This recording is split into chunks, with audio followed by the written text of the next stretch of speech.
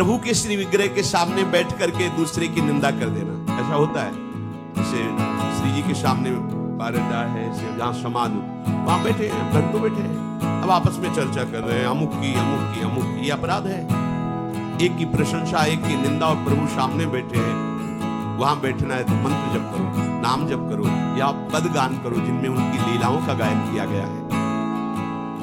प्रभु के श्री विग्रह के सामने पीठ करके बैठ जाना, सामने श्री जी विराजमान है, उनके सन्मुख होकर के बैठिए या साइड में बैठिए, ठीक उनके सामने पीठ नहीं होनी चाहिए। किसी की भी निंदा करना बिल्कुल नहीं, ये तो घोर अपराध वृत्ति है।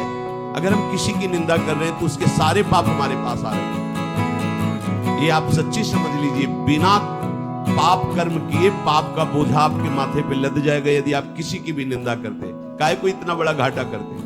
तो निंदा तो नहीं करते पर सुन लेते हैं, कोई कहते, तो दोनों का एक ही फल है, कथन श्रवण का एक ही फल है। जैसे एक पाप आचरण कर रहा है और एक पापाचरण की प्रेरणा दी है, जाओ ऐसा करो, और एक कहां जा रहे हो, ऐसा करने जा रहे हो, हाँ ठीक करो, तीनों को बराबर दंड मिलेगा।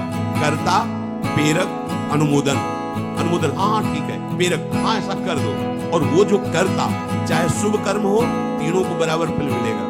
कहां जा रहे हो, परिक्रमा? अरे भाई बड़े भाग्य की बात है, वृंदावन की परिक्रमा देना, अवश्य लगाओ, नाम जप करते हुए लगाना, पूरा परिक्रमा को उसको फल मिलेगा। अच्छा, बैठे क्या कर रहे हो? 2-3 घंटे आप ऐसे बातचीत में नाम कीर्तन करते हुए परिक्रमा लगाओ ना वृंदावन की, चलो छाना लगाते, ये प्रेरणा हो, वो अनुमोदन हुआ, और वो परिक्रमा लगा रहे, तीनों को बराबर फल मिलेगा। ऐसे ही पाप कर्म में कर्ता, प्रेरक, अनुमोदन, तीनों को बराबर दंड मिलता है। प्रभु के सेवा कुंज में, सेवा में प्रवेश के लिए पूर्ण पवित्रता, वस्त्र पवित्र,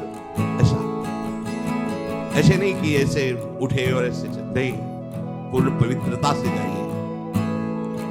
अगर कहीं आपने गृहस्थ धर्म का भोग किया है तो वो वस्त्र पूर्ण रूप से धुल करके, पवित्र होकर के, उन स्थिति में कभी स्पर्श नहीं करना चाहिए घर के ठाकुर को भी। शरीर में तेल आदि लगा करके भगवान की सेवा में जाना निषेध किया गया है। तेल लगाने का ऐसा स्वरूप है कि नहाने के पहले आप लगा सकते हैं, नहाने के बाद रज लगाओ, वृंदावन की तिलक लगाओ, और फिर श्री जी की सेवा में